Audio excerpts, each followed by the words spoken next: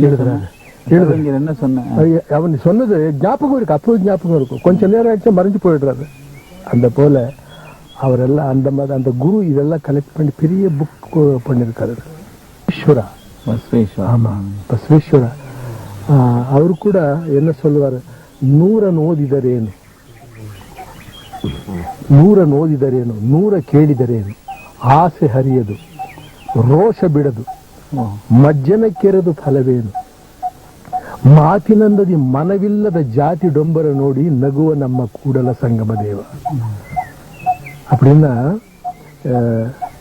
நூற்றுக்கணக்கா படிச்ச என்ன, நூற நோதிதல், நூற கேள், நூற்றுக்கணக்கா கேட்ட என்ன, ஆசை போகாது, ஆசை போகாது, ரோஷம் விட்டு போகாது,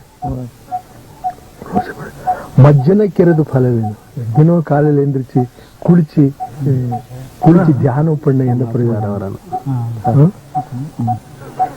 மாத்தினந்தது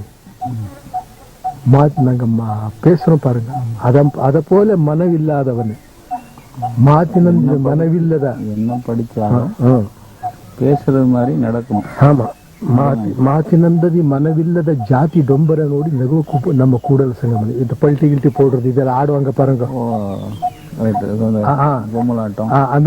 அந்த மாதிரி ஆயிடும். நீங்க பண்றது நாங்க பண்றது எல்லாம் அந்த மாதிரி. மாத்தினந்ததி மனவில்லத, வாக்கு போல மனவில்லாதவன பேச்சு எப்படி? ஆமா, பேச்சுல தொம்பராட்டம் அப்படின்னு சொல்லுவாங்க.